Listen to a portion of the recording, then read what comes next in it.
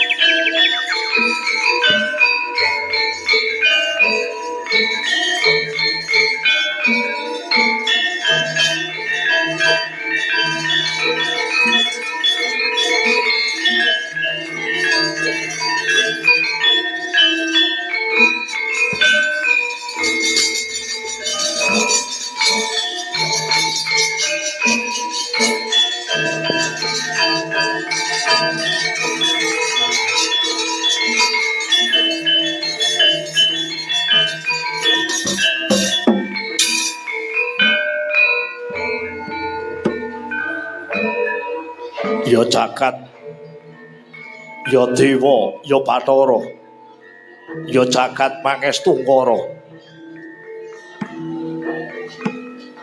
juang suksma mangadili luweh payungana marang panjenengan ingsun sumrambahe marang kabeh para rakyat negara Ngastina.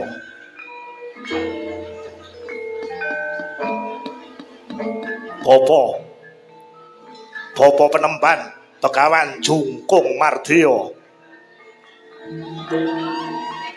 Amit-amit pasang kaliman tabik tinebihna saking siku dendaning Abathara. Piye, Ngger? Sisweku Duryudana piye? Eneng apa Duryudana? Bapa, donya menika sampun nyekseni sedaya tiyang menika sami weruh yen to kula niki ratu sing sugih, raja sing akeh bandane. Paribasan kula menika keceh bondo kemul kamukten. Sedaya tiyang menika sami ngajeni dhateng kula Bapa. Nanging kula menika mboten saged mangan sing enak, turu sing jenak, ngombe krasa seger yen to musuh bebuyutan kula inggih menika para Pandhawa 5 ijik meger-meger urip Bapa. Loh, Duryudana. Dasarmu apa kok kowe iki nganti memungsuhan kelawan para Pandhawa 5 Duryudana? Mboten wonten liya. Sejatine ingkang gadhahi hak wewenang sakwutuhe tumrap negari Ngastina ngriki inggih menika mboten wonten liya. Para Pandhawa 5 Bapa. Kula menika mboten gadah hak wewenang lenggah dados raja dadi pemimpin wonten ing negari Ngastina ngriki.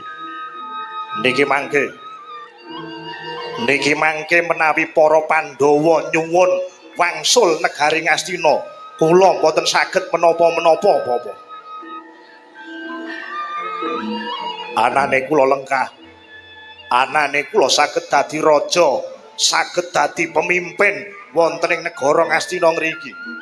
Sedaya kala mau inggih awit perjuanganipun Paman Patih Arya Sengkuni Bapa.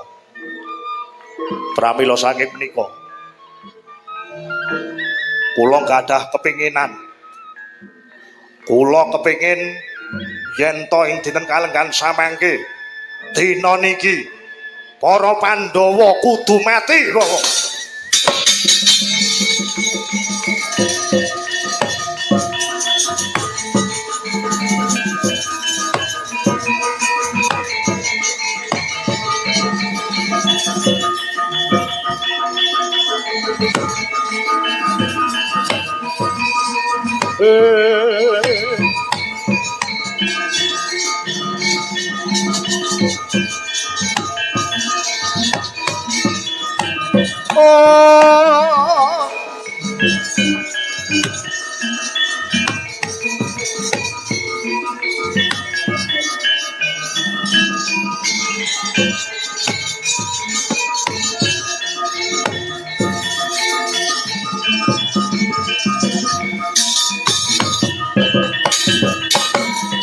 Dadi atur-atur miturut manut sumarah ring Gusti.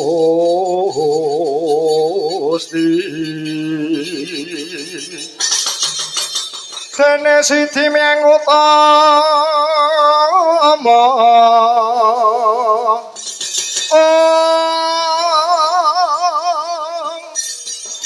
panindak ing praja ngadil bojo dadi bendara trinarepan mring prabdi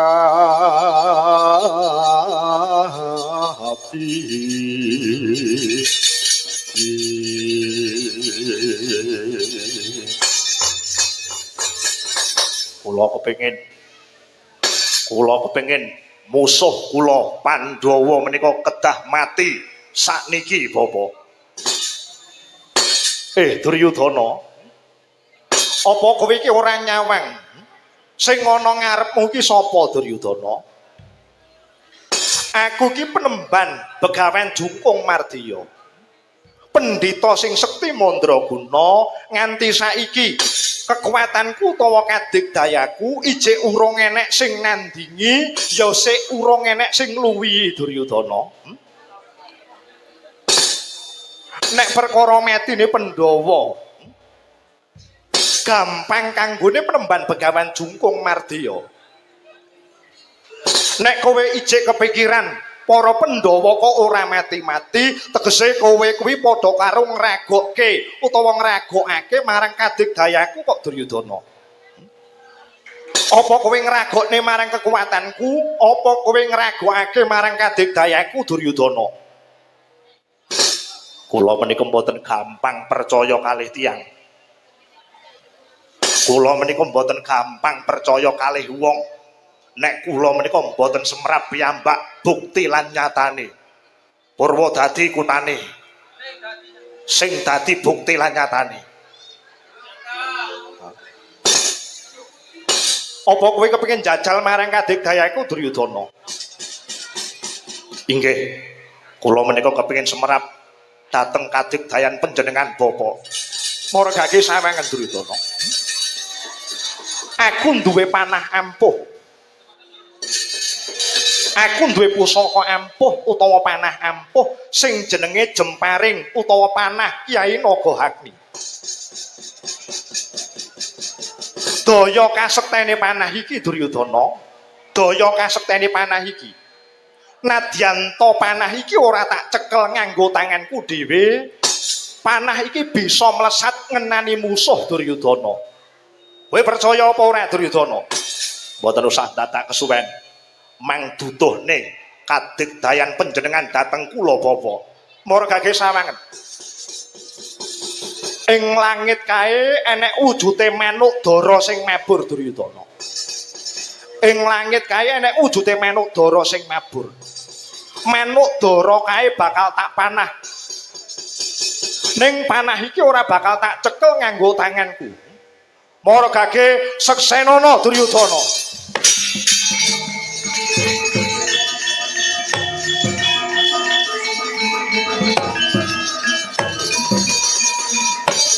Sedagem saluku tunggal nutupi babahan hawa sanga meningaken Pancadriya Pancalima driya pengangen-angen ya anut marang geyonganing kayung yun angayati parutama kaya mati jroning urip jroning tumekang pati liyep layape ngaluyup pindha pecating supena sumu-sume ngrasa jatine sang penemban Jungkung Mardiya den puja wujute jemparing Kyai Nagahagni melesat tanpa dipun cepeng kaliyan tanganipun sang penemban Begawan Jungkung Mardiya.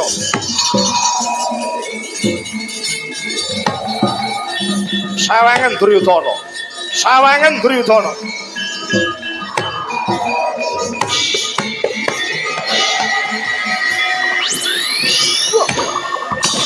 Ora kake sawangen.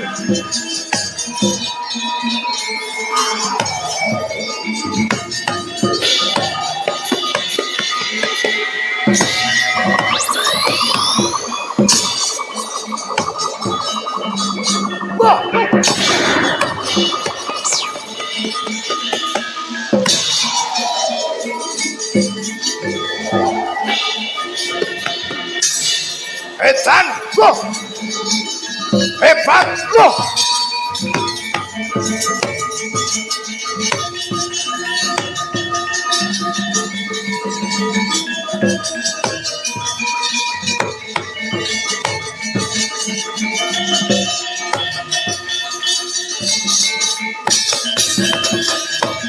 Kagyatre sang kapirangu rinangkul ginampit ngambi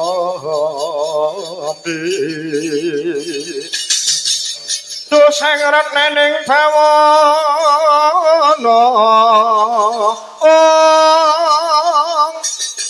yogi tukang welenge ati yogi tukang nasinggan yogi tukang kudu kehariki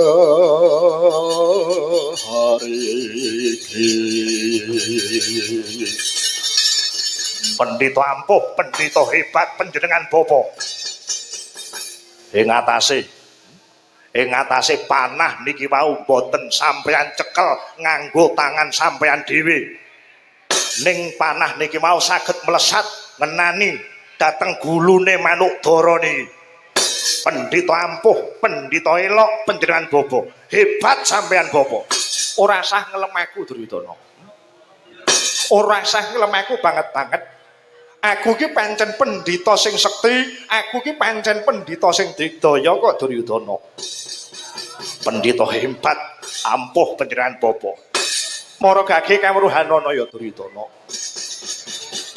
kasektenku ki ora mung semene Duryudana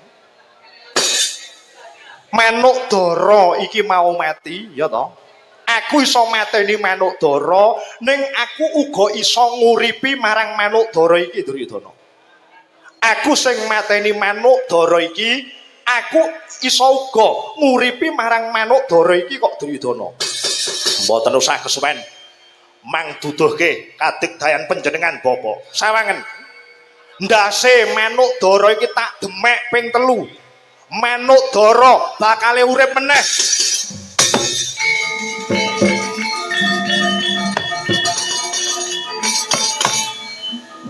Sawengen Duryudana. Ndase Manukdara tak demek ping 3. Manuk iki bakale urip meneh.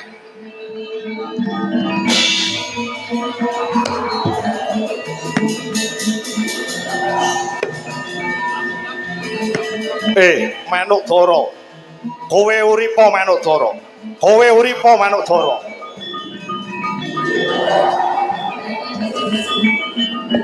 Kowe uripa Manukdara.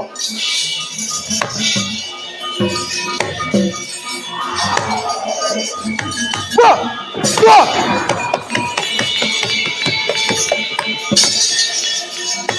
Hebat! Wah! Oh!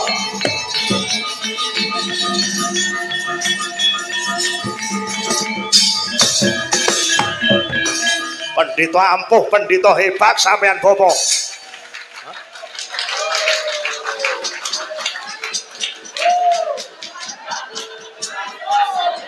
Pendhita hebat, pendhita elok panjenengan Bapak.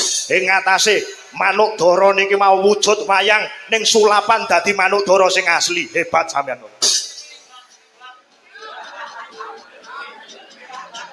Pendhita elok, pendhita ampuh. Ora sah ngelem aku Duryudana. Ora sah ngelem aku banget-banget kowe. Aku iki pancen pendhita sing sekti, pendhita sing ampuh Duryudana. Mboten.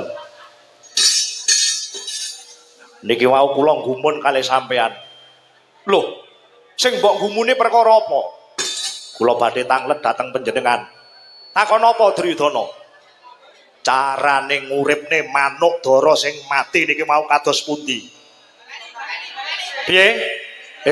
Carane nguripne manuk niki mau kados pundi? Karek ndelok manuke Duryudana. Manuke manuk tuwek apa manuk enom?